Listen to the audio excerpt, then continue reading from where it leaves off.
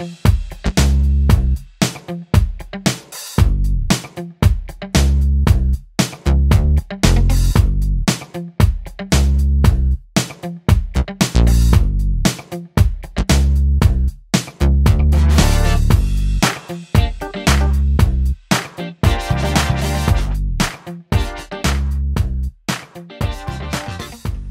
and welcome to Get Real with Ralph. We are broadcasting from our studios in Kenosha, Wisconsin. We have some great guests with us today. In the studio is Mr. Jon Principe, local tattoo artist and former police officer.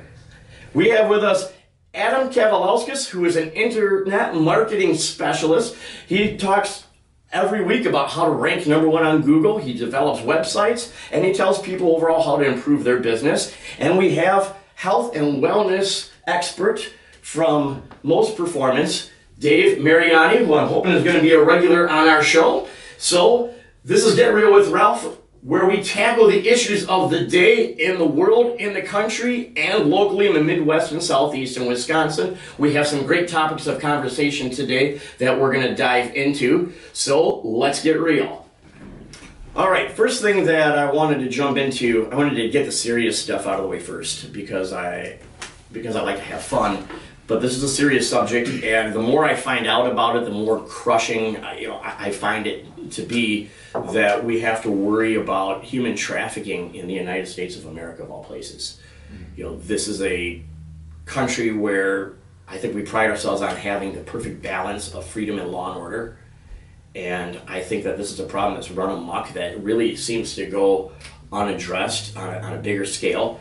And it has come to my attention in the last couple of years, and now I'm paying attention more and more to the news, that southeastern Wisconsin has become kind of a hub for human trafficking. And I know that, John, you had some experience when you were in law enforcement, and then you had some experience as a tattoo artist, both with that subject. So yeah. I wanted you to kind of weigh in on that at first and tell us what you know and what you've seen in that arena over the past couple of years. Back in like 2012, I was put on a task force for human trafficking through City Racine Police Department, and I had no idea what I was getting into. So I was kind of voluntold I was going on the team. Sure. And I was happy that I was put on it. But it's everywhere. It's so predominant, and it kind of touches into, every aspect of criminality that you don't realize just how deep in it goes. I was always under the impression that most of the people out there that are prostituting are there by free will. Mm-hmm. Not true. I didn't realize just how many are coerced and forced into it from a very young age. What percentage would you say? Of people involved in prostitution are forced into it? Well over 70%. Wow. But what's interesting is how it breaks down of generational. Mm-hmm. And these kids are brought up into it, and they're forced into it at a young age. And these parents are kind of putting their kids, because they did it, and so and so forth, and it becomes a generational aspect of it. So it's just a rite of passage for some of these parents? It's just a way of life. That's just how it is. It's just how you hustle? It's just how you hustle. And a lot of times, drugs are obviously involved, and forced labor is involved, and a lot of different ways. And the southeastern Wisconsin aspect of it, from what I've learned, and from what the operations we did, it is tough. And there's kids that are pulled out of here that are sent all over the country before they even realize what hit them. There's like a track from Kenosha, Racine to Milwaukee to Chicago, down to Memphis and Atlanta, back up to Green Bay to Madison, and they kind of loop it. St. Louis is So there. Is this a network that is tied in with specific gangs, with organized crime? Are there certain organizations that are bigger culprits in the human trafficking crime industry than others? It depends on the study you look at. Some of them say yes, some of them say no. Some of them think that it's so loosely organized that there's just so many people out there involved in it that there is no hierarchy, and some say no, this gang's running that, this gang's running that. There are obviously gangs and organized crime that are running aspects of it, but for a lot of it, it is independence, and it is people that have come up, learned from somebody else how to do it, and then they start their own. group that that they got these young girls, and they're pulling them off of everywhere, and it isn't, your home, and it is in every aspect. It is in Kenosha, it is in Racine, Milwaukee, and it touches from elementary school to high schoolers to college girls to all the way through, and they're catching them, they're pulling them off the internet, they're pulling them off, Instagram and Facebook, and they're coercing these girls. They think they're getting one thing, and next thing you know, they're stopped. So these girls are vulnerable from the age that they're being socialized, and are you saying, is this primarily an economic situation where primarily the victims of human trafficking are people that are growing up in lower income families, or is this touching now? Is this to the point where you're middle class, you're upper middle class, you've got a nice home, you've got a nice career, you're thinking this can't happen to my child, and it is happening? It is, because what they're doing is, like some of the aspects of how they target people is, if you have a child that wants to be a rock star or wants to be a model, and they're on Instagram and they're performing, someone will contact them and say, I'm a record producer, I'm a model agent, I'm a this, I'm a that, and they start grooming them for weeks. Then all of a sudden they say, I'm in your area, I'm here now, I'm at hotel such and such in Milwaukee doing auditions, come on by, bring a friend. So now they come out, they bring a friend, they get dropped off, they get up Uber, however they get there, and they're grabbed. And that's it. Gone. And now they're on the track, and now they're going city to city for a few weeks. They have no phone, they have no way to contact, they don't know of anything. So they have no idea where they are. They're being forced into sexual slavery, they're being forced drugs, they're half stoned and high all the time, they don't know what's going on. Then all of a sudden they're given a bus ticket and they're sent home. Really? And they get, they send them back home and they're done with them. Now they're done with them. Now they're home. Now what do you do? Where were you? I don't know. Who were you with? I don't know. What did they say to you? I don't know. So they keep them in a altered state for a set period of time. They use them as much as they can and send them back for to avoid prosecution, to avoid being caught with the evidence in hand. Correct. For that, bring in new girls, get them done, get more going. If it's not working out, if it's something that they enjoy, well then they keep them around. But if it's something that they get into lifestyle, then keep around. If not, get rid of them, get new ones. If the heat becomes too much, if all of a sudden there's too many, people are getting wise to it, the internet is a very wonderful and scary place. It is all at the same time, and we were talking last week, and we're going to talk later on today about kids that are becoming internet sensations. Yeah, that's so you have this mad gold rush for fame and glory and fortune or maybe just earning an income and putting your passion out there. And on the flip side, you have these predators. How do you balance that? You got to be so observant and so vigilant on what your kids are doing on the web these days. And you got to be on every aspect of it. And they always say these apps, watch these apps. There's new apps coming out every day that these kids are getting that, hide from your parents or this or that. Or, my kids are 8 and 6 and my 8-year-old wants a cell phone. I said, for what? You know what I mean? You don't need it. He's playing video games and, he's chatting with his friends. I'm listening. We've got a mutual friend on Kenosha Police Department, and he's got a daughter in high school now. Sure. And she wrestled with my sons earlier on, and she has a flip phone. Yeah. And I talked to Paul about this, and he said, my daughter wants to see something on the internet, she can come home and look up in the computer in the living room. Yep. Not doing it. Yeah. And she's 16. She hates his guts for it right now. I think I know she will thank him for it when she's an adult. Because it's everywhere. The thing with human trafficking right now is human trafficking is the newest war on drugs. In the 80s, it was a DARE program. Everybody was drugs. We got to fight drugs. The reality of it is 97% of all drug transactions go unarrested. So they're getting through, right? Right. Human trafficking is the new hot button. Yeah. Everybody's about it right now. It went from DARE and fighting the war on drugs to fighting terrorism. Now we're fighting human trafficking. Sure. In 5 years from now, we're going to be fighting something else. But the problem with human trafficking is still going to be there. It's just so we've never really fixed the drug problem. No. We've just moved on to a new hot social issue today. This is the new hot button right now. What do you think is wrong? Seriously, what's wrong with this country? Why aren't we able to actually address an issue and solve it? What do you think, Adam? It comes down to parenting. I think Joe said a few things that are, spot on. So it starts with your parents. Starts with taking care of your kids.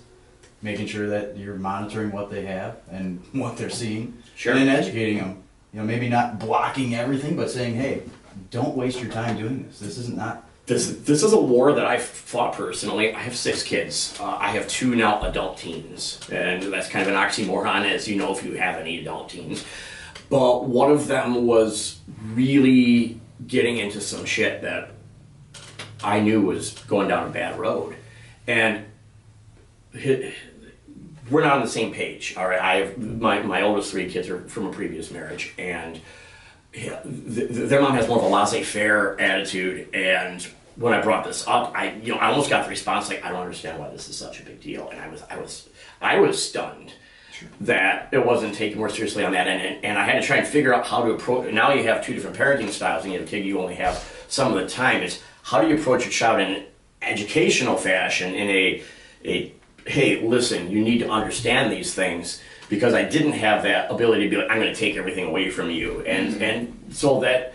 But I just remember that struggle myself, and to his credit, my son just somehow evolved past it. It was almost like a phase he was going through, and he's performing very well in college and everything right now. But it was definitely a very scary time where he was supposedly talking to an adult woman that I turned it into the local police, and the detective said, "Hey, you're probably talking to some fat guy sitting in a corner somewhere around the world pretending to be a girl. Yeah. You don't even, or worse yet." Sure. 60 miles away, and he's trying to meet you. You have no idea. This is not just about your daughters. This can be about your sons too. That's a real thing? Oh yeah, it's scary enough. The younger children that are trafficked are boys. Wow. And then as they get into their teens, it switches to girls, and then to the women. It stays more feminine. But the actual victims, for the younger you go, it's more males. You don't have any kids yet. No. You had a very strict upbringing. Yeah. Were you allowed was social media a thing yet when you were a kid? No, not really. Okay. And when it did become a thing, it was limited. You had to have a college domain or something like that. Gotcha. So not anybody could contact Facebook, anybody. yeah. Yep. So there was some level of safety. It was the beginning of Facebook, the middle to the end of MySpace. Yep. Yeah. Yeah, but yeah, how you're educating your children, how they're being educated at school for situations like this. Because one of the things I found that was interesting was that it's not just a male dominant figure that's going to come and snatch these girls. Sometimes it's like an elderly lady, and they'll be out at like a grocery store late at night, and they'll approach these younger kids, and that's scary. So that's where you have to start teaching your kids that try to limit being alone late at night, be with people that you trust. And then, it really does come down to education, upbringing, how kids are handling themselves when they're away from the home. I got a question for John. I think you called him Joe earlier. John, with the human trafficking going on, and I'm pretty naive to this. I mean, talk about get real. This is real. Real. Yeah. Is the main percentage of the human trafficking for prostitution, or is it for any other, like putting them into like work against their will, or there is labor trafficking in this country even. Mm-hmm. Wow. Sure. Yeah, of course they do it from foreign countries. Come on over. A lot of times you'll see it forced labor and forced sexual labor, as far as like the massage parlors, and you'll see a lot of the Asian massage parlors. Why are there were none in Kenosha when I was growing up? Now they're everywhere. What changed in the law that they allowed that to happen here? Nothing. What do you mean? Nothing changed in the law. Well, it was. I don't think they were allowed to operate. I think it was basically they just popped up. Why aren't zoning laws being used? Why aren't ordinances being used to say that unless you're a licensed massage therapist and you can prove that everybody in there is one, you can't operate? You have to have one licensed massage therapist per facility, if I believe I'm correct. So basically, if you have one person on staff, you can run other people doing massages. But the issue is is when they bring in the immigrants, especially from Asia, they tell them, come on over, you get education, you'll be a nanny, you'll be something like that, and they're in the massage parlors. And they're running them 5, 6, 7 girls at a time, and they're offering happy endings for money. And then once the police or law enforcement get wind of it, that same group picks them up and puts them in a different massage parlor and puts new girls in. And they say, well, where are these girls? I don't know, they're gone. And you start over. And it's the same group over and over and over. I was giving a talk actually at a church 6, 7 months ago, 8 months ago, and I brought up the website. And I said, here's the website. And you can pretty much see the menu for sexual favors, what they do, and how much it is, right there on the web. And he said, well, where are these places? I said, well, that one's down on Sheridan Road, that one's on 80th Street, that one is here. And everyone looked at me like, well, how can that be? You know, because they're everywhere. I'm big on law and order. I'm also a big libertarian. Yeah. From that standpoint. And I'm not advocating for or against. I really don't know. But, you know, I look at what's going on in Nevada, at least outside of Vegas. Right. Do you think that the legalization and the legitimization of adults providing adult services would lower the demand and therefore lower the human trafficking industry? It's the same argument of if you legalize drugs, is it going to lower the demand? I don't know. Yeah, and I don't know. I don't know the real answer I don't either. know the real answer. I don't know the right answer. I would say... Does it make it easier to enforce now You know, it's... If you legalize it and say, okay, here are the parameters of it, there's still going to be people out there that are so warped in their head that are pedophiles.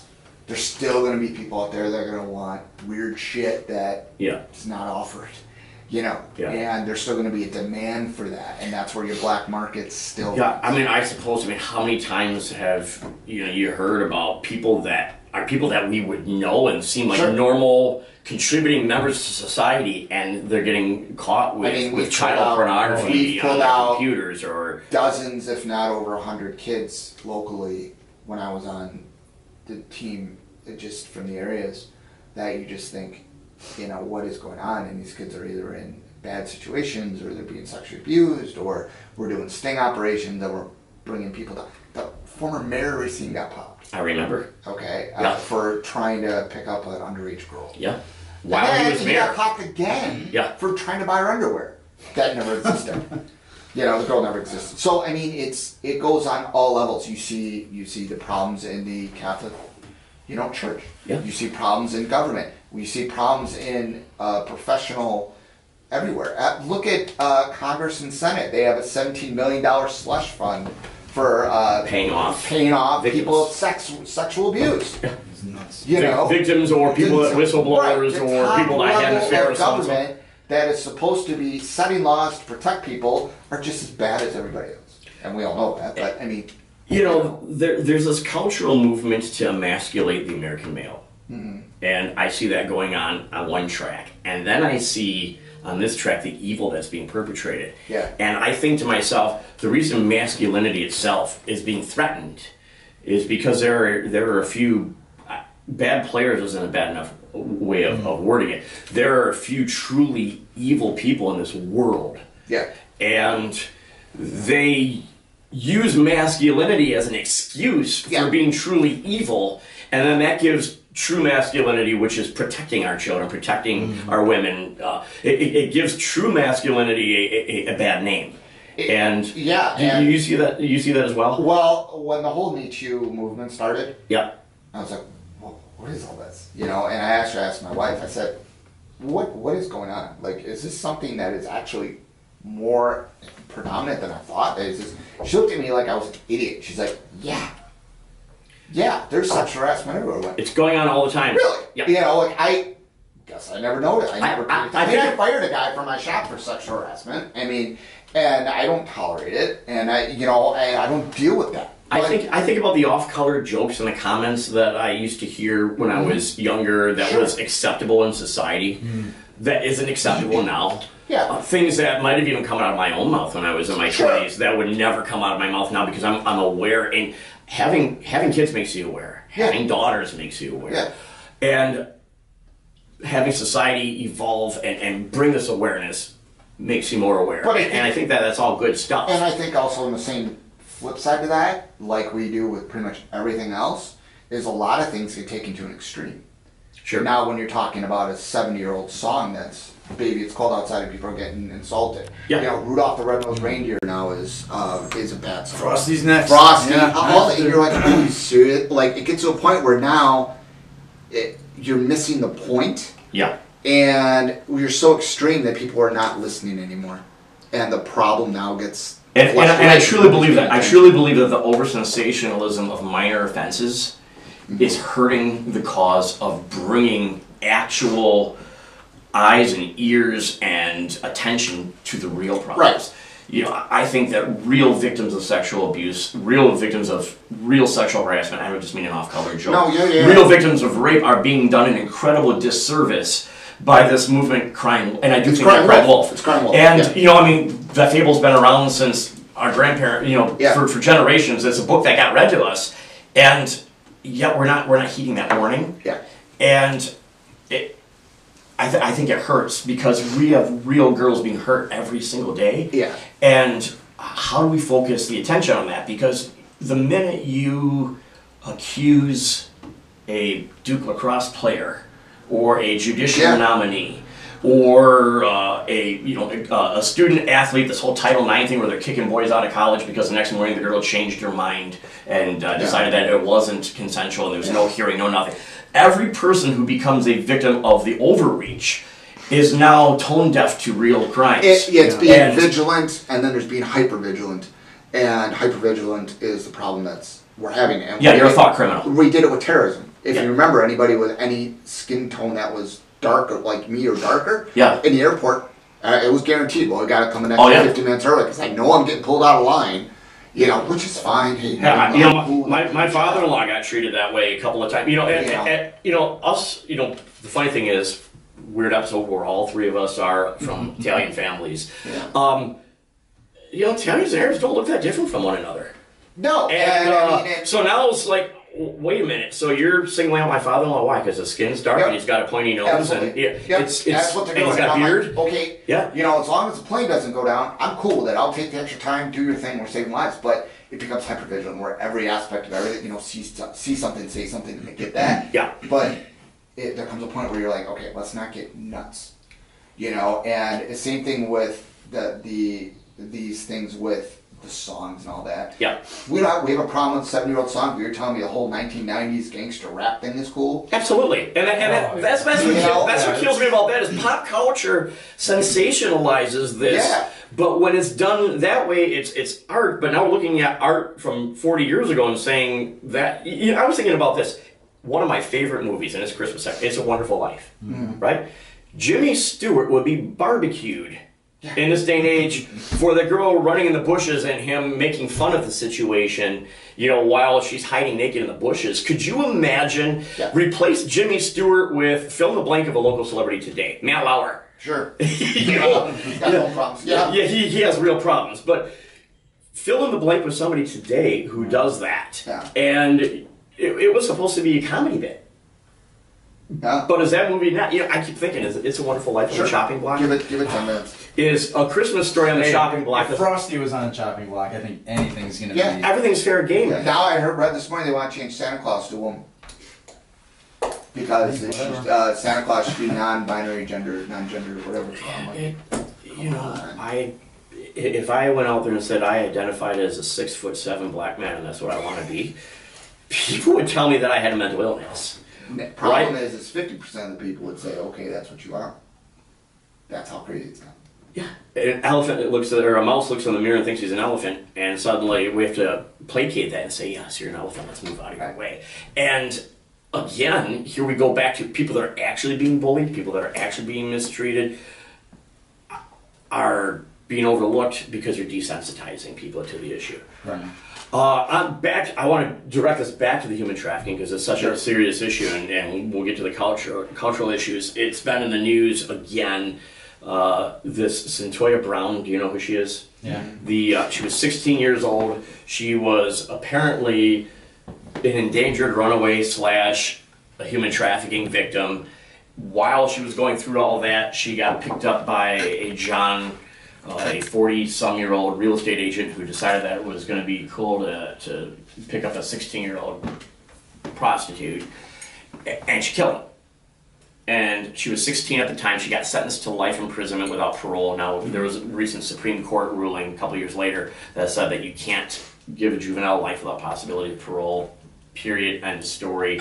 And we're getting real. Let's get real. Go ahead. No, you should answer that. That would have fun. Put them on. Put them No, on. that's my alarm for going to get my kids eventually. Now I've looked at both sides, and I'm going to play this little clip from clarifying my thoughts on hard work, hustle, and I'm sorry, that's the wrong one. That's Gary V. Hey Gary, looking at your video is actually meaning to look at something a little more serious. Yeah, we should take Gary. It's about the sentencing children Centoya story. This was a video that was put out by Independent Lens as a short documentary. And so we're going to just play a couple of clips of it for the audience here, and then we'll get back and discuss it.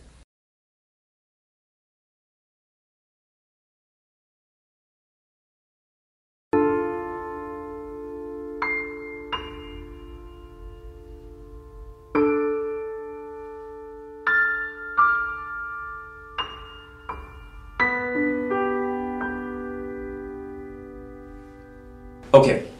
All right. So we showed the audience a snippet of it. Of course, you guys had a chance to watch some of this beforehand because I told you that we were going to do this.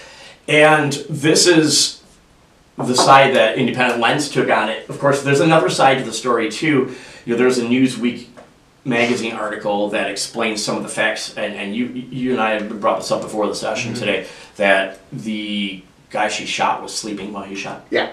They found that out in the autopsy? That was the prosecutor's belief, and law enforcement belief is that he was sleeping when she shot him. So the threat of imminent danger is eliminated. And she stole his money. Stole his money and left. And stole his money and left. She got premeditated murder. So she got premeditated. And my take on this, after looking at both sides, is A, the girl is a victim of human trafficking.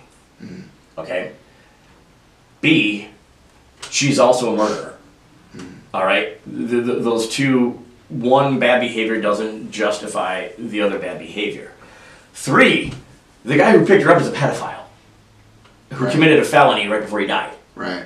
And it is not her role in life or station in life to be his judge, jury, and executioner. I understand that. But if you die as a result of your felony while committing that felony, even though maybe you didn't necessarily deserve the death penalty for that offense if you got tried, isn't it your own fault that you're dead? Yeah, the argument was that, I guess she said something along the lines of she didn't tell him his age, but I don't know what she looked like, if you could tell if she was 16. He picked up a hooker, that's not legal. Correct. Yeah, yeah. You know, and yeah, she killed him when he was sleeping. It's the same argument that, if you remember the Jodi Arias argument, where she killed her boyfriend and he was in the shower and she played self-defense, and she stabbed him like 35 times. She wasn't in immediate danger, so you can't claim self-defense. No, but is there some PTSD or stress? And that's and I think we need to get real with this here. Yeah. That we need to have a mechanism in the criminal justice system to say, yes, I shot him, which she did say that, and it was because I felt he was an imminent threat. That part wasn't true.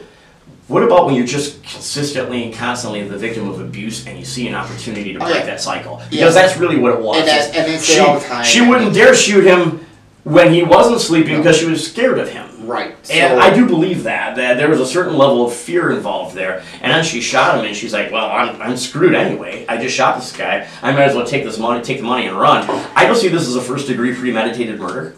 I do see it as a victim taking the law into their own hands, which, while illegal, is understandable.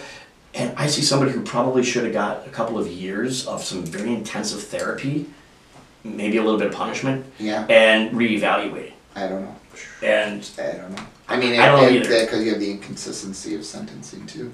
Because what she did and what she got sentenced for in other courts could have been completely different. Absolutely. So that's a whole other Pandora's box that you're opening of. What do you do with that? Does socioeconomic status or race play a role? Absolutely. I believe so too. I believe that we are now at a point in this country where socioeconomic status plays a heavier role than race. Absolutely. However, I think that minorities are disproportionately affected in the area of poverty. Because of the socioeconomic. Because they're poor. And it's, and of course, if I keep getting overlooked and I'm a short guy, I'm going to think it's because I'm short after a while. And I think that's it. But really what it is society looks at this guy has a job and he's, you know, a member of the community and he has value, and to them this girl doesn't. And that's a terrible, terrible thing. Well, it's true, but the thing is this, though. If you look at people with, you know, substantial amounts of financing, and you look at celebrities, and you look at people in government, you look at senators, whatever, right? Yeah. Are they that disproportionate that they are just better people that are not committing these crimes? No, they got money. Or do they have better attorneys? Yeah. O.J. Simpson got away with murder $1 million because he had money. Yeah, $1 million debt, right? Yeah. Okay, so the point is that you look at all these guys, and people in general, they're getting away with things, they're getting less sentences because of the amount of money they have. I know of a billionaire who was raping his stepdaughter and got nothing out of it because he wrote the girl a blank check. Here you go. How much?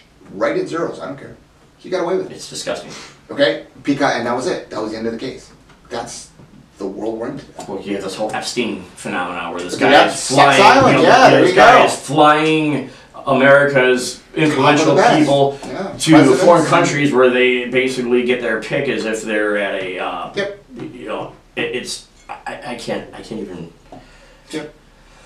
And no one's going to touch it because there's too many names on that list of people in power that they're not going to do anything with. On that subject, you are providing a service to victims of human trafficking in your business. Right. And I want to talk about that because even though we don't really necessarily plug businesses, I plug people that are doing outstanding things. Sure, yeah. And I think it's an outstanding thing that you're doing. And so I'd like you to tell us a little bit about what it is that you're doing for sex trafficking victims. With sex trafficking victims, oftentimes they are branded by their traffickers with tattoos, like, I hate to use this example, but like cattle. Okay, they're like a name or a logo or a number or something to put on them. They're treated like property. They're treated like property.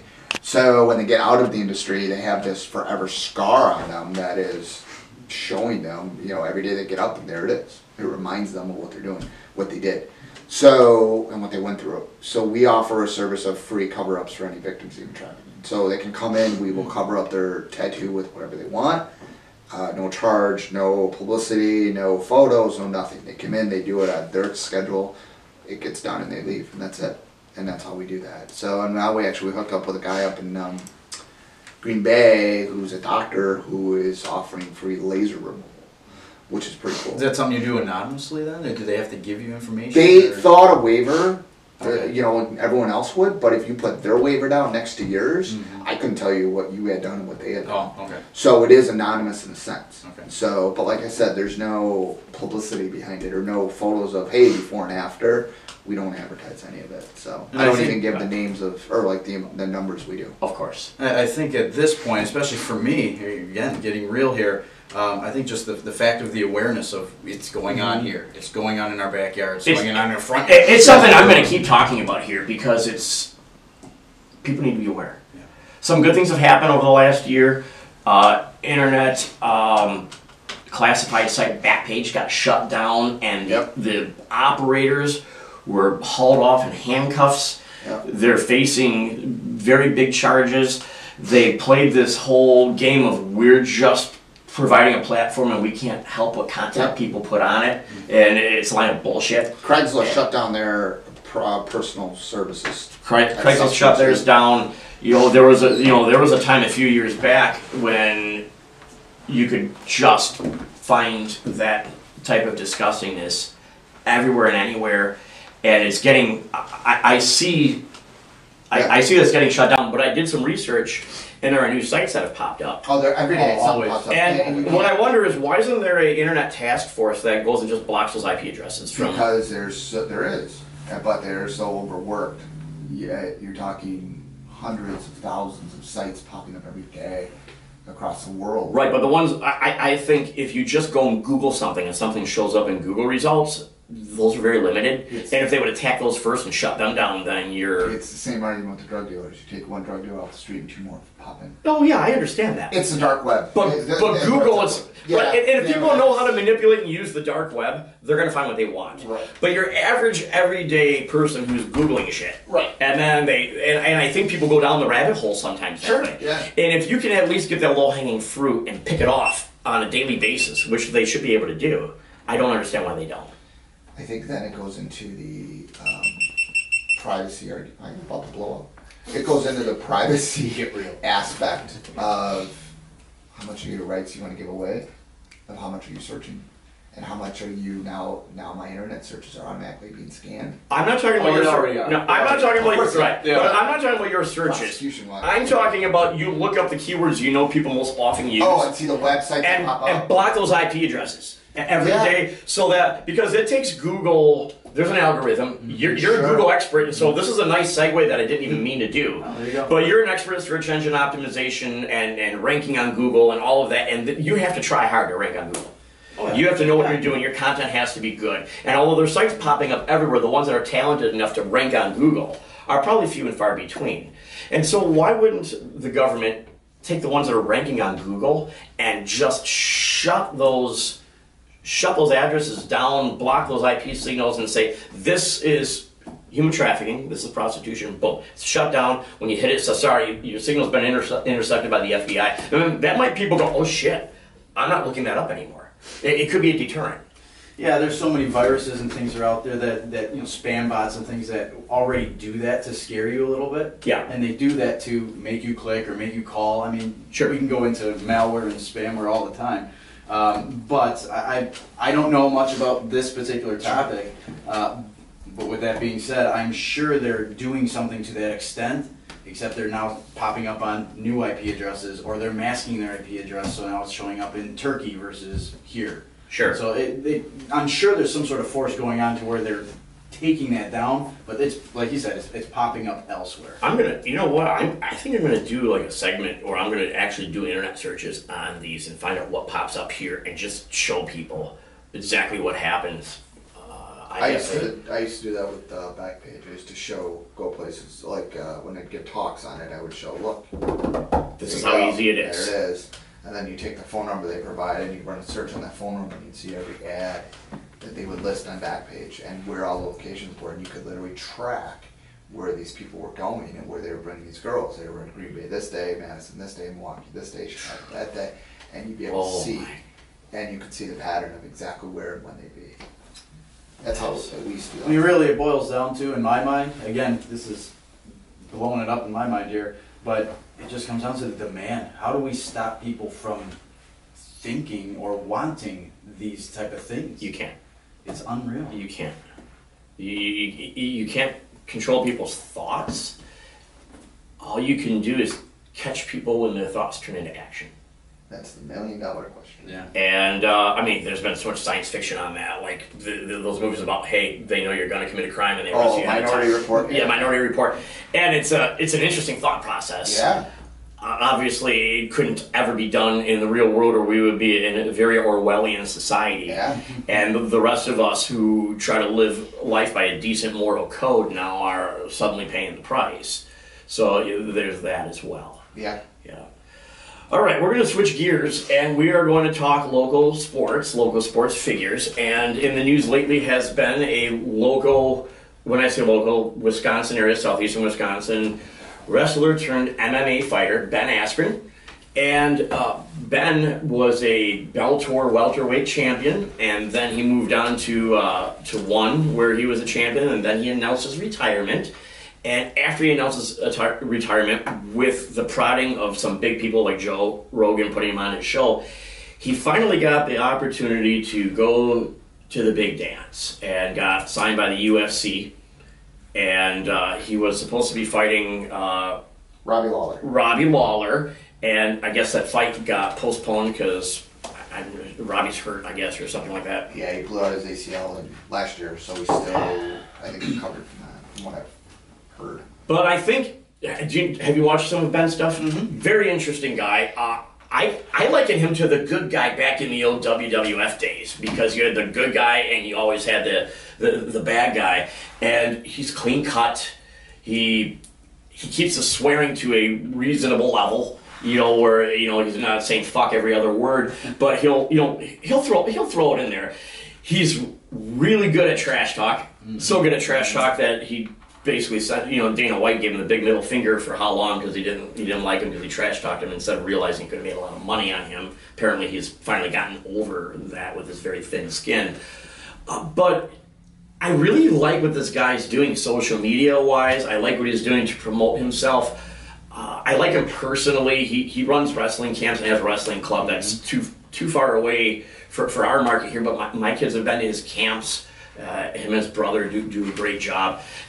I love the idea that a local guy who came from college wrestling, NCAA champion, 2-time Hodge Trophy winner, for those of you that don't know what wrestling is, that's kind of like the Heisman of college wrestling. One athlete gets it per year in all of NCAA athletics. And now he's finally, his ticket's gotten punched. Apparently it's gotten postponed for a couple of months. But what do you think of that? Well, I got a few friends that went to school with him. Okay. Said he was a pretty good guy, pretty nice guy. Checked him out then on social media, looked at his Facebook page, 48,000 followers. Yeah. So he's got the little blue check, he's verified. Yeah, he's verified. He's the real deal. But no, I think just how he carries himself and what he's been saying, he's got the puppet master, he's got these moves that he's showing people how to do. Yeah. It's pretty neat. He's got a nice little following in terms of putting out content. It's pretty neat. Yeah. We'll have a link to one of his websites in the video description here, a couple of his websites. So those of you who don't know who he is, you should really check the guy out. But it's cool. I think he's probably the biggest contender to come out of Wisconsin in at least a very long time. We've had some big names come up. Who are some of the other big names? You that's your world too, your corner of the world, especially the Brazilian Jiu-Jitsu guys. Sure. Yeah. But we had Rothwell was fighting UFC fights for a while.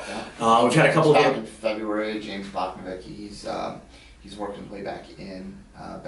Obviously Ben Askren, but then you got the Rufus camp out of Milwaukee. You got the Pettis brothers, and you got Biggie Rhodes, and you got some young kids coming up that are going to be insane. Cole Nelson, local boy out of Kenosha, he's a wrestler. He's undefeated going into state, and he's working his way. He wants to do MMA. Sure, the kid's unbelievable. Sure, So yeah, they're coming around. We got some serious talent. You got some world champion jiu-jitsu guys out of Wisconsin as well. In fact, again, Cole Nelson, I think he's an 8-time world champion. For being a kid, the kid's 17 years old, and so Wisconsin's definitely become a hotbed for talent, and you got some great schools for MMA. Academies, Askren's Academy, Rufus out of Milwaukee. It doesn't get much bigger than that. Rufus is the new Militich of right now. Militich Academy was the big one in the 90s and early 2000s in Iowa and Bettendorf under Pat, who's a friend of mine, and I can tell you that Rufus now has just picked that up and he's like, let's do it. Do you think for now what's going on with Askren is the biggest thing for Wisconsin and the UFC? He's the biggest name, would you say, so far? I would. Right now, he's the guy. Do you think he's going to end up being a champion? Yes. Okay. Robbie Lawler is... Do you think he'll retire? Do you think that Askren will end up retiring undefeated by the time it's done? Do you think he'll get the belt and retire? No, I think he'll run his course. You think he'll run his course? Yeah, I think anyone can get knocked out at any point. Sure. We've seen that with Ronda Rousey. We've seen it with Anderson Silva. We've seen it with guys that are untouchable and they lack. John Jones is his own biggest problem. Is John Jones himself. Probably the greatest MMA. Same thing with Conor McGregor. Did you see the tweet that Askren sent to Conor? Are you intoxicated? Yeah. It says, answer me honestly. Yeah. Are you intoxicated right now? But Askren, Robbie Lawler had probably the best fight in MMA history. Is Robbie Lawler and Rory McDonald. It's unbelievable if you watch it. Yeah. But man, Askren's tough. He's tough, and I think he can avoid getting hit. He gets him down on the ground, and you just can't get him off you. Yeah, and that's his thing. And he wears you down.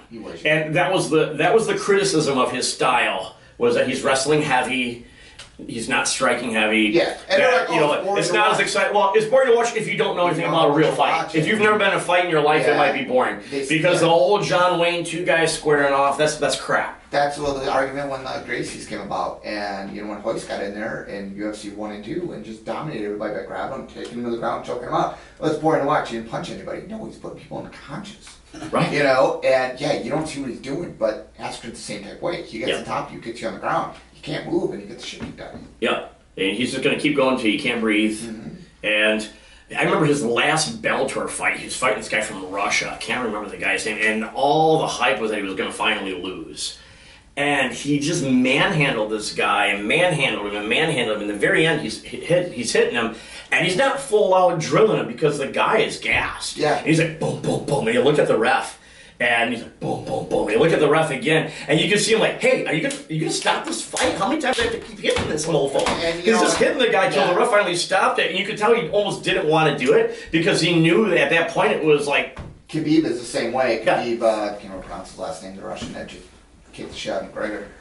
Same way. Yeah. He'll get on top of you, pounding, and if you listen to his fights, he's literally telling the guy, just quit. I don't want to keep hurting you. Just quit, just quit. Yeah. And they do. Or the ref stops him.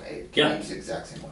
Yeah. And to me, that's exciting. Yeah. It's, it's the guy who can go the distance and grind you down. Yeah. And it's a different sport than boxing or kickboxing or, any other fighting. And that's what I love about MMA is you get to try every style against every style. And, except for maybe gouging eyeballs and all that. Yeah. Although the original Ultimate Fighting, you could pretty much do whatever you wanted and there were no weight classes. No eye gouging and no groin shots. Oh, no, actually, in the beginning it was groin shots. Yeah, I don't think you can, anymore. Yeah, it's there's some rules of civility to it. Do you think that this sport's here to stay? Yes.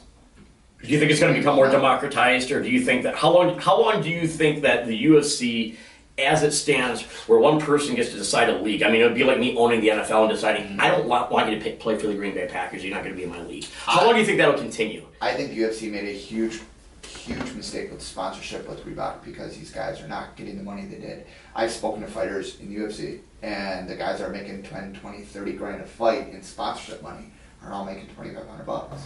And there's other leagues with Bellator and won championships and other ones that are saying, get all the sponsorship you want. Go ahead. So they've limited the athletes to just Reebok? Yeah. They can only get there's a tiered sponsorship, and I can't give you the numbers, but there's a tiered sponsorship that to max out, and I think the max is 20 grand, you have to fight in UFC like 20 times. And so the idea of fighting 20 times in UFC, there's so he's like the NCAA of fighting now. He's just keeping everything all. Because Reebok paid the UFC I don't know how many billions to do it. Well, right. That money doesn't. But that doesn't go to the athletes. Right. Right. So it's a big money grab for you. Yeah. How long can that sustain itself in a medium, in an entertainment medium that people want to consume so much of, where Dana White's the man and he just gets to decide who's a fighter and who isn't? You know what? Until these other leagues pull in these heavy hitters and these big names, then it'll stay that way. So right now, Ben Askren going to UFC, you said it yourself. He just made the big show. Yeah. Right? Until Bellator and ONE and Ryzen out of Japan are considered the big leagues. But when he goes and becomes a champion, you're like, he was a champion in Bellator 6 years before he even went in the NFC. Bellator's still considered here. Right, but what I'm saying is when he does win, and he can say, I was this good 6 years ago, and you guys just pretended I wasn't good enough because I was Bellator. Does that elevate Bellator? No. It doesn't. No, it's a different competition. So what democratizes it? What makes it so that anybody can just get in and win? When does it become like boxing used to be? When does it become not controlled by any one person? Good question. Do you think it'll happen? I know. No, because you've had promoters forever running the show. There was a promoter in Iowa that ran the show that did major money, and then you had UFC come up. The Gracies had it for a bit, and then they sold it to Dana White and his group, and now they've got it. Then they sold it to the Japanese investors. Right. They've got it now. I don't know. I think there's a lot of money involved, and as long as they're capitalizing on it, and as long as that they are considered the biggest show in the world, that's the way it's going to stay. And the problem is everybody now wants to get into the UFC because that's where all the promotion is. But people are starting to realize that there are other leagues out there. Yeah. And they are putting on money. And some of these other leagues are doing free shows, not even pay-per-views, are free. You can watch them anywhere, and they're starting to gain momentum. When do the champions start fighting against each other? Does that ever happen? No. But what they will do, I mean, like Ben Askren coming over to the UFC was a trade. It was an interleague trade for Demetrius Johnson. Right. That's never happened before. So that does open that door for interleague fighting. The Super Bowl, Yeah, it could be World Series, Super Bowl. I mean, it could be, but that's a ways away. I was a boxing fan growing up. Loved watching boxing. I went to amateur fights all the time because my grandfather sponsored an amateur boxing club, so I kind of got into it. And I think that boxing became its own worst enemy when it went from being on television to pay-per-view. Yeah. And I've always argued that pay-per-view is the worst way to grow following. That sponsored free content is where you're going to make the money. And I point to the Super Bowl or a World Heavyweight Championship fight. Who makes more money? Who tunes in more? Depends on the promoter. Who gets tuned into more? Overall, though, the Super Bowl is getting tuned into more. Because you can put it on Fox or NBC or CBS or whatever network, or ESPN, whatever network had the rights to it in any given year from the history of it. You can put it on and watch it. You don't have to go find a bar that's carrying it or pay $90 to carry it. And in the end, the sport makes more money because the sponsorships are worth way more than the money they're taking in. Well, then, yeah, you say the viewership. Now you have a wider market or wider audience. And then at that point, someone that may not have interest sees it because they're at a party or whatever. Now you've just gained that fan. Sure. Yeah. Now, UFC tried that. They were on network television a couple of times with some smaller fights. What was it, maybe 4 or 5 years ago? Ultimate Fighter is what saved that company. Yeah. And then they kind of stopped, though. And I wonder why their business model, what is it that makes them decide that their business model is more profitable it's still on a pay-per-view format? Yeah. But overall, what makes them think their business model is more profitable in a pay-per-view scenario? Or boxing with Mayweather. Why is that more profitable than putting it on network television and getting views and selling sponsorships and making more money that way? I don't know. They just sold their company for $4 billion, so they must be doing something right. I know. I don't know. And maybe I'm greedy and I just want it for free. I don't know. Maybe that's what it is. I think that, they followed, obviously, the Don King way of putting it on pay-per-view. But Don King single-handedly ruined boxing. He certainly did. So why would you ever follow anything he did? Because there's a lot of zeros at the end of it. Oof. That's a good rebuttal there. I like that. That's real. That's real. Think about it. Yeah, these promoters, they're great and all. You think they give a shit? No. No. Everyone's a dollar sign. How much are you going to make me? How much are you going to make me? Floyd they let Conor McGregor fight Floyd Mayweather, knowing Floyd Mayweather was going to kick the living shit out of him in that ring. Of course he did. Yeah. Why? Because it took all those boxing fans and brought them over to the UFC. Yeah, but now why don't they bring Floyd Mayweather into the octagon with Conor McGregor? Because they can't pay him enough. Floyd Mayweather makes over $100 million a fight. They don't make $100 million of revenue a fight.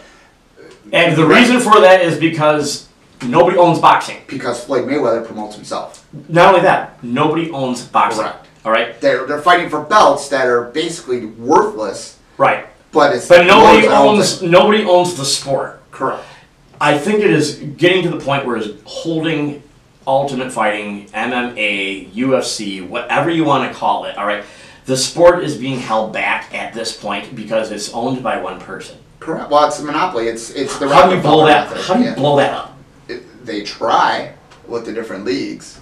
So you think it's just a matter of getting competitive enough to eventually beat their own? Look, you know what? Amazon owns Christmas shopping. 75% of all Christmas shopping is done on Amazon, right? Yep. Okay. They're too big. Yep. UFC's the same way. Should these fighters be unionizing? They're trying, but they're not being allowed. Anyone that rabble-rouses and tries to get it going gets booted out of the UFC. Right, but should they be quietly doing it and just show up one day and be like, right here? They'll get replaced. All of them? Yeah. Then they can all go join a new league by themselves, and he's fucked because the best people in the industry just left. But there's no money in the other leagues. There's not enough. The UFC has enough financing that they will make whoever comes in the next bigger. There are enough billionaires out there. You know, if Mark Cuban decided to grab a hold of it, if Vince McMahon decided to grab a hold of it, but there's a crossover there too now. Now you got UFC guys going into the WWE, and which is versa, such crap. Yeah, I mean, sorry Vince, but your sports not sport. It sucks. It's money. illegitimate. Yeah, it's just there's too many zeros at the end, and that's all it is. Yeah. If they can monopolize it and they can make $1 off of it, they'll put anybody in there to fight. They don't care. Gotcha. Yeah. Well, speaking of zeros at the end, we're going to talk next about influencer marketing. I know that's all, and I know you're going to be gone for this segment, and that's great. But I'm going to put a trailer on real quick that is going to address. It's a trailer for a show called American Meme, which is out on Netflix right now. And then we're going to come back and we're going to talk about what people can do with their influence, and is that here to stay? And John, I want to thank you for being a guest on the show because I know you can't stay in that segment. And so After John, not Joe, right? Yeah. we're going to watch this, and then we'll come back after it, and we're going to talk about influencer marketing.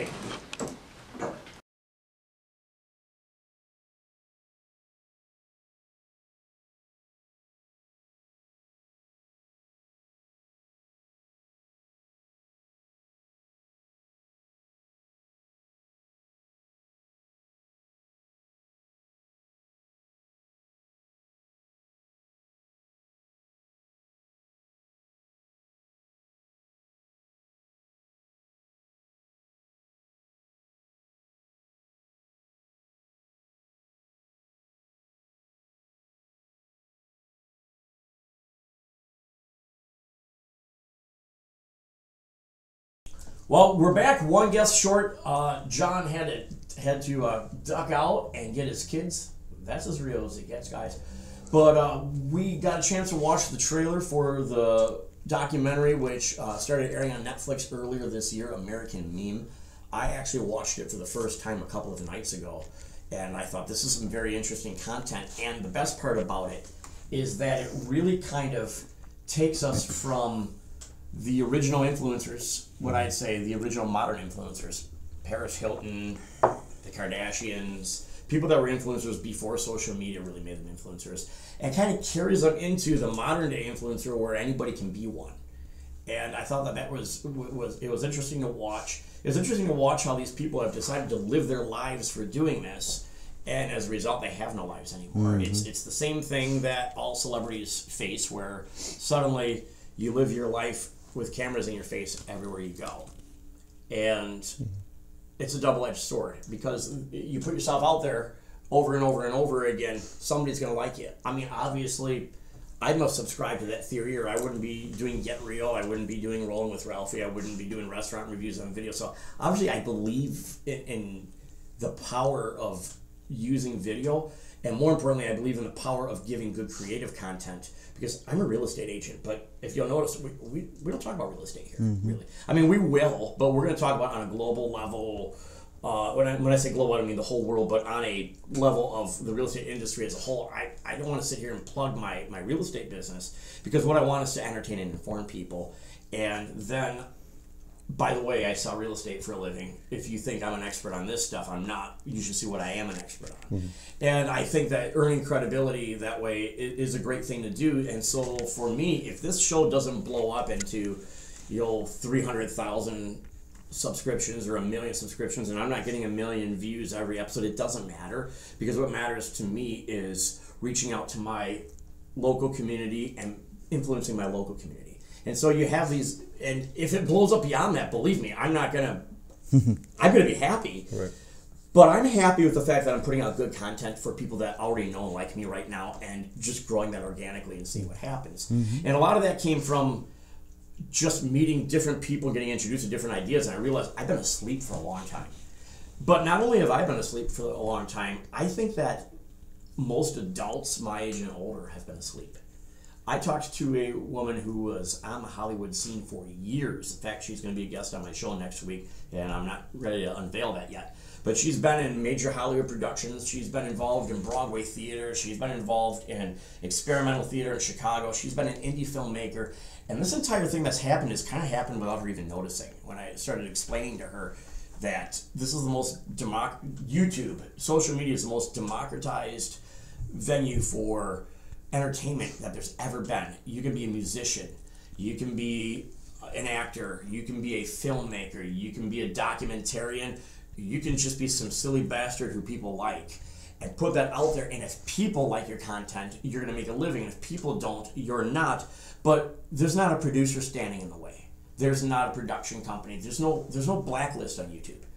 And because people still do get blacklisted. And if you've been living in that bubble of any industry where you're not looking, it's easy to have had this happen underneath your nose and you didn't even notice. I have relatives a few years older than me who still have flip phones, who don't really do any of that. I've got a cousin who lives in Arizona who just says, I'm cheap, I don't need all that. And doesn't even realize what's happened. And then we watch this, and you see that, it used to be only a Paris Hilton would make it big, or a Kardashian, because you had connections to people with a lot of money.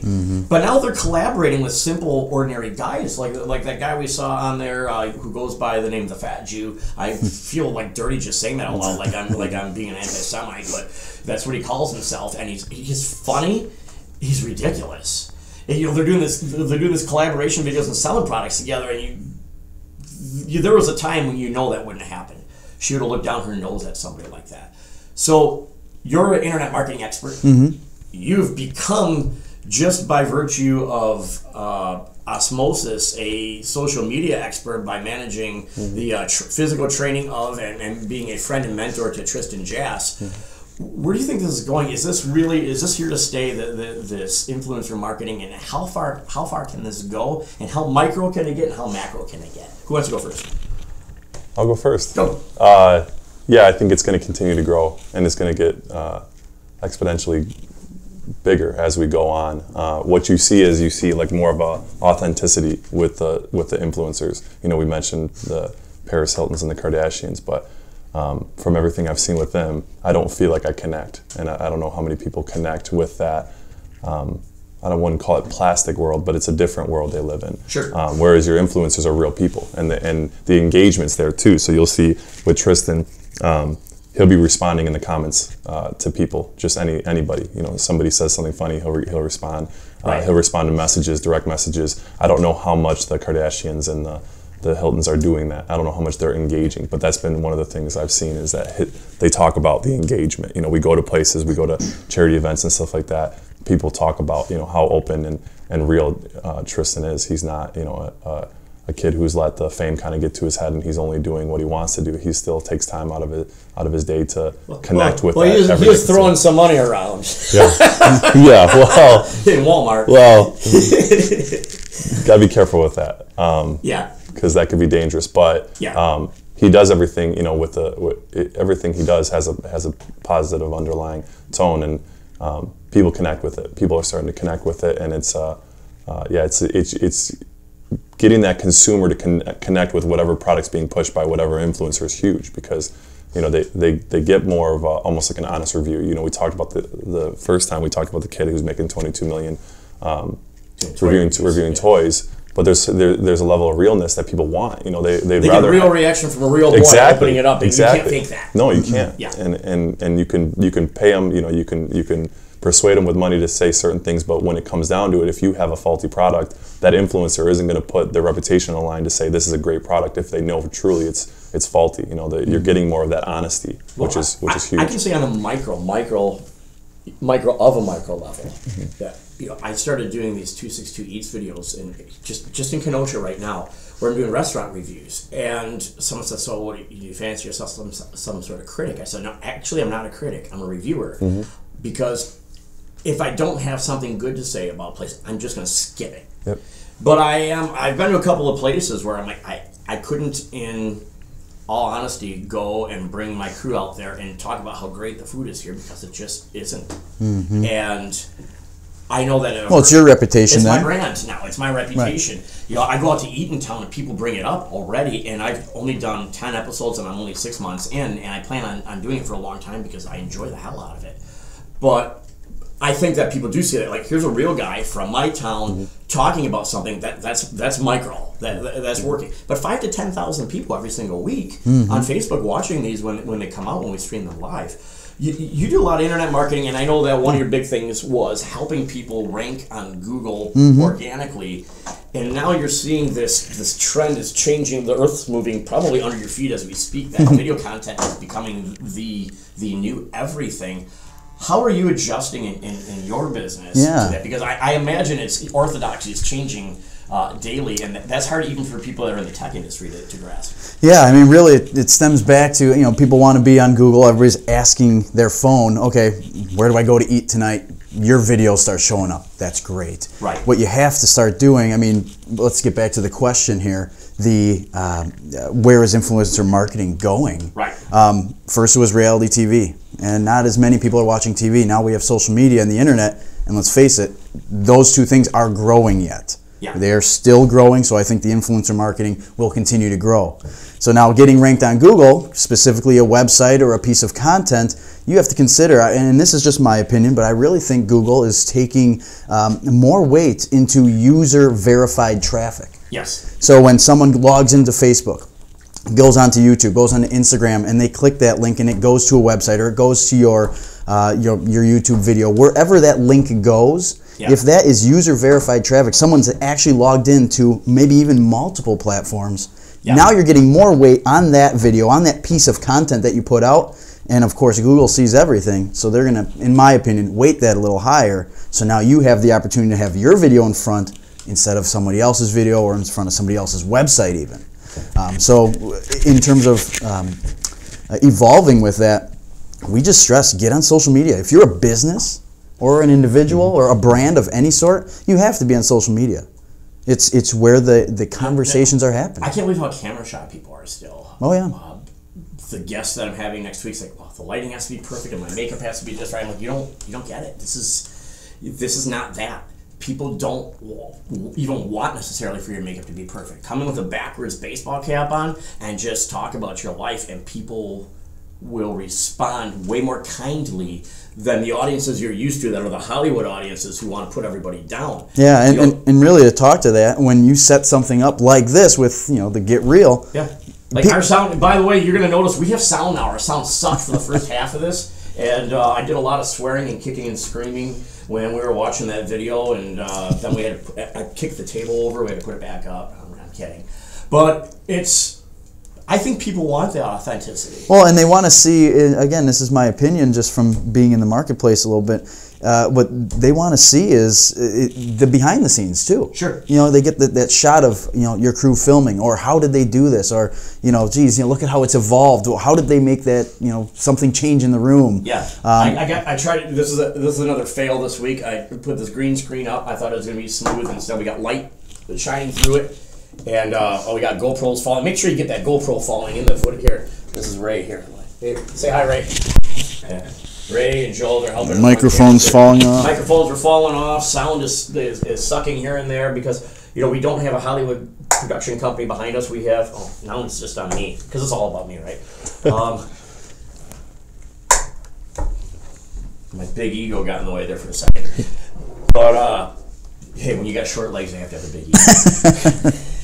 But I honestly think people appreciate that, and you're showing people as you're doing this, you can do it too. Yeah. And that's where you come back to people identifying. You can't identify with a Kardashian necessarily. You can't necessarily identify with Paris Hilton, but you can identify with this fat Jew guy. You can identify with I don't know, maybe some people can identify with this slut whisperer character who is in there. I certainly can't.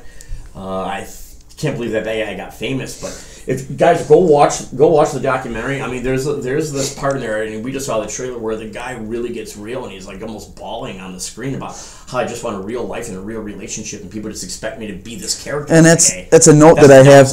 Again, that's a note that I have. It started with reality shows, really. Yep. And you put on your reality, TV show, and it airs. It's done. Yep. Then it turns off, and now you've moved that into social media. You've moved it into an internet environment that's never off. Even if you turn off, say, I'm done with Instagram, done. Yeah. There's someone else that's not, and they're going to get you everything. Yeah. I mean, it talks, we go into fame and all that good stuff then, and it's. Is reality TV dead on television because it's more real on social media?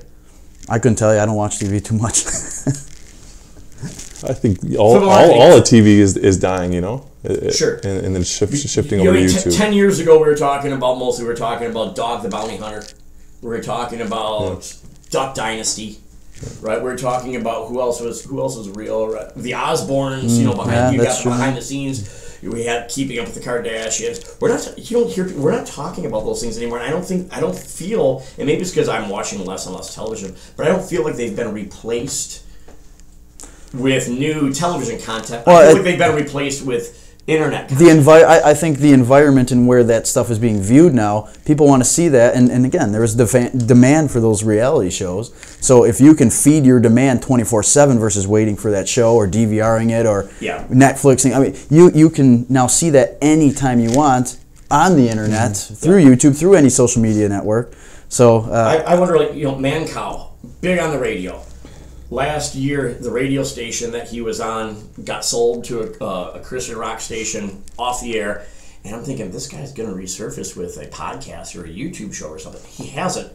And I wonder, is it because he's just done? Or is it because even people like that who used to be super forward thinkers and jump on it have missed the fact that this happened right underneath them, and they're still looking down their nose on it like that's not as credible as radio, it's not as credible as TV, it's not as credible as Hollywood. But while the people inside are poo-pooing it, meanwhile it's growing without them even noticing. Yeah. Do you think that's happening?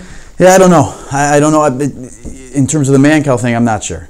I just use, I don't mean him per se. Yeah. But I mean in general, are people like that that might have been big stars and are reluctant to do it on social media? Do you think it's old mentality versus new, becoming institutionalized? Because even the renegade becomes institutionalized over time to the I don't know. I mean, there's some guys that, they don't want to break or sell out or whatever the case may be. I don't know. I think it comes down to the individual. I mean, Gary Meyer went off the air. Now he does podcasts and such. Yeah. I really like Gary. But, Joe Rogan is a huge example. Yeah. I mean, I think he's bigger on the internet than he was on Fear Factor. Oh, yeah. Absolutely. By far. Absolutely. And more real. And I guess it depends on how that, again, that fame or notoriety or popularity or influencer status affects each person. Is worldwide fame gone? Is it now you're only going to be famous to a audience?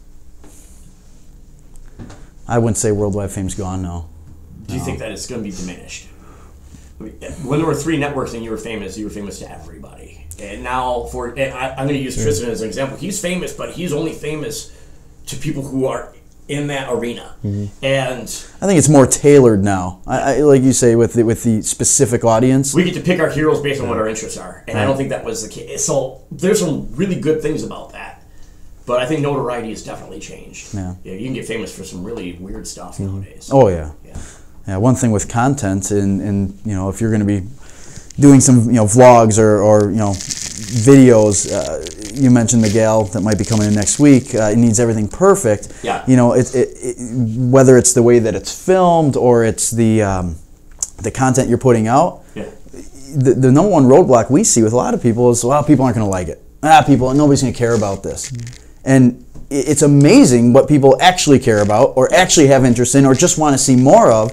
And so many things, again, being in a small business environment, so many things are halted immediately because you halt them yourselves on what you think is going to be perceived, or how it's going to be received. Yeah. So content right now is, especially video content. Content is king. Oh yes, and that's content not going anywhere. That's I have it in my notes. We were going to talk about influencer marketing, but it comes down to the content. And you may think your content might be average or okay. Yeah. To someone else, they might love it, and they're now a subscriber, and now they share it, and who knows what happens. How cool do you have to be before you start to try to do influencer marketing? Because I think if you jump the gun on it, you're going to blow it. Would you say that's the case? I think just jumping in at any point, you're going to receive the following for that particular market. So you got to just start moving on it. So and start moving on and pushing products already? Yes. Or do you think people's... Here's my biggest fear. If you start to give some good engaging content and all of a sudden you start pushing stuff because you're getting paid to, the authenticity loses. Oh, right. You start losing on authenticity. So how do you balance that? I think Zuckerberg, or at least the guy that played Zuckerberg, I don't know if they're Zuckerberg's real words or not, but in the movie The Social Network, when who's the guy that did Napster that was pushing him? Oh man, Sean something, right? It was played by Timberlake. I remember that. Yeah, he was pushing him to monetize Facebook, and he kept saying, "No, it's not cool enough yet." That stuck in my head. Yeah. Even as I go and I do my restaurant videos, and as I do this stuff, I'm not pushing real estate on people. Right. I'm not pushing product on people because it's not cool enough yet. I really... I see what you're saying. I haven't earned the right to ask the audience to buy or do or say anything yet because I'm just some guy with a video camera right now. Right. When does that change? At what point are you big enough that you say, oh, okay, I've got an impressive following, I should probably do something besides just talk about my content with it? And how do you do it and stay authentic? Yeah. I mean, that's a great question. I mean, some people say, yeah, go ahead with just subtle releases and see if you can, again, capture a little bit of traffic from maybe your product or service that you want to market. The other side, like I mentioned before, just jump right in. And now I say jump right in with content. You know, I'm not saying you hit everybody with a product or service immediately. You know, you want to start with your content and, as you said, have some sort of following behind you before you start really promoting. But no, it's a good question. I mean, how do companies leverage mid-level influencers? Now, you consult companies. So now you've got a mom and pop restaurant or operation, or maybe you got a guy that's got 3 muffler shops. You know, you're mid-level entrepreneur, owns their own business. They've never heard of influencer marketing. How do you get them and influencers that are at that level that are affordable to them to engage and actually turn it into a positive for them right now? Is that doable? Is that still just too? I think it starts with influencers, especially the people, local influencers. Yeah. It starts with a relationship. Sure. It starts with a conversation, going in, talking, maybe giving them, like you're doing with the Eats thing. Sure.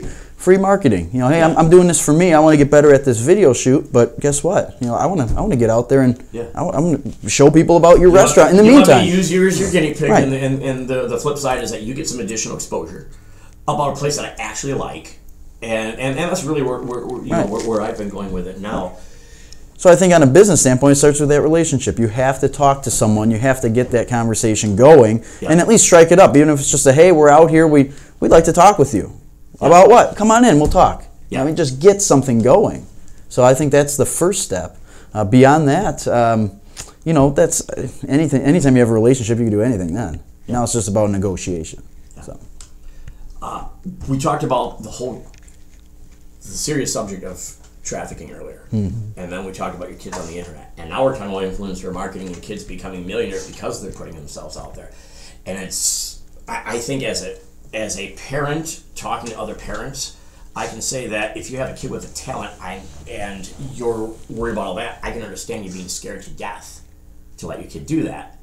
And I can understand you being a completely doubting Thomas when your kid says, I can go be a YouTube star and make a lot of money, but yet I've seen it happen firsthand here with kids that I know and like.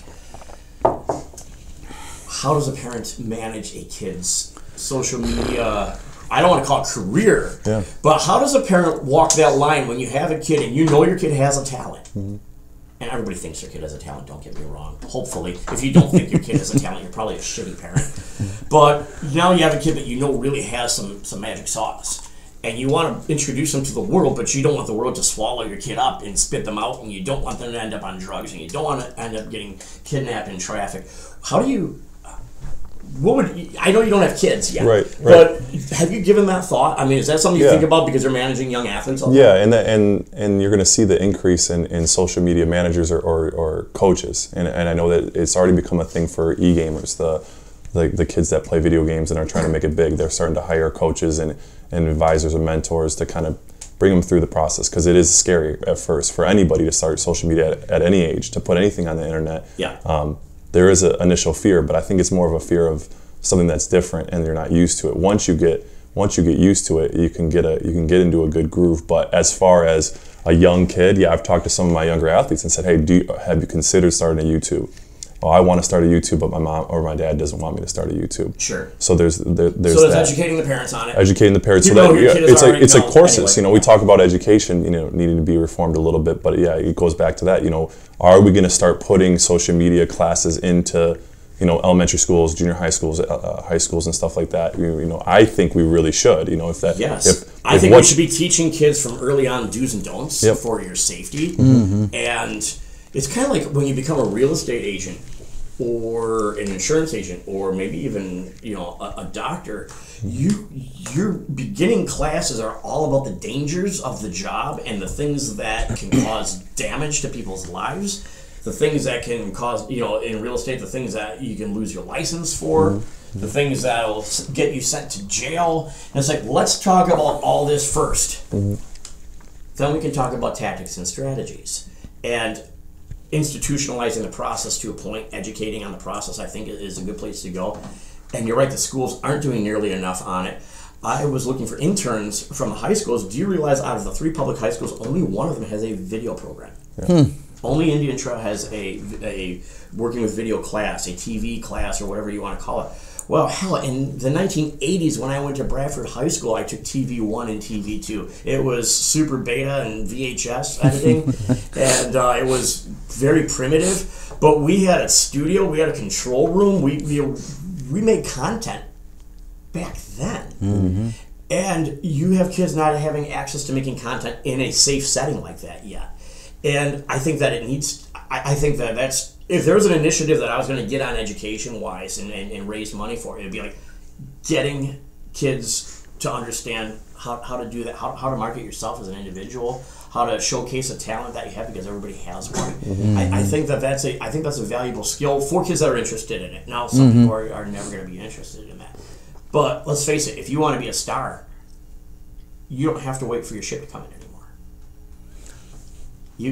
You're a singer, you start singing, start putting out content. Yeah, you have to be ready when the opportunity does come. You know, your brand has to be ready at any time, regardless of the age. If you're a kid reviewing toys or you're an adult that already has a skill, you know, that's already been, you know, chiseled away, you have to be ready, because you never know when that opportunity is going to come. You need a little bit of luck, you know, but you need to be ready. And but the more content you put out, the better your chance. It's like buying more lottery tickets. Right. And done is better than perfect. You know, get it out there, because some people want it to look a certain way. And I think that's become partly because of how, you know, Hollywood portrayed, you know, marketing and everything, that we're still have that in the back of our minds because we grew up with that. But people want that cut down, that real. I use Chief Keef as an example. He's a rapper from Chicago, and he got it big because his home rap videos weren't ultra produced. They weren't, you know, a ton of edit. It was like you were actually in the house with them, and it was, you know, the chaos that they deal with, and people like that authenticity. They like that honesty. They like feeling like they're a part of it. Just getting to that point, you know, is really. You could just take a camera out and start shooting, you know. And I'll agree. I mean, like I mentioned, I'm reading the book Finish, and you know, done is much more powerful than perfect. Mm-hmm. Yes. I mean, getting something done than keeping. I mean, I've had my own struggles with that. I think we all do. We just had that struggle with my website. I mean, I was like, fuck it, let's go live. I mean, there's still things that I know aren't perfect on it, but let's get it out there. You know, I just built a directory of every single restaurant in the area. Why would I not get it out there? And throwing up, absolutely. Optimized. Absolutely. And it's a good product. I mean, it's not perfect, but it's pretty damn good. Yeah. And working with your vision, always tough. Well, trying to take all those visions. Hey, Ray over here, I tried to explain to Ray how I wanted my opening credits. Yeah. And he looked at me like I was just nuts. And then, but that's how it works out. You have to. And last week, here we are, episode 1. Get real, and I put all over the internet, going live Monday, 9 p.m., let's rock, right? And I'm just like pumped, and all of a sudden it's 9:10, and we're sitting in here, and I'm like, wow, what is going on? And then he's like, well, I can do it. I'm like, great, let me see the opening, and it's a cold open. I'm like, no, that's not what I want. You know what, we already missed the deadline. Let's fucking get it right. And so I think Ray probably worked till about 4 in the morning. In fact, I know he did. He's still sleepy from Monday, from Monday night. And we got it out on Tuesday. And I was like, and I know that, and now in my mind, I'm like, I said I'm going to freaking do something.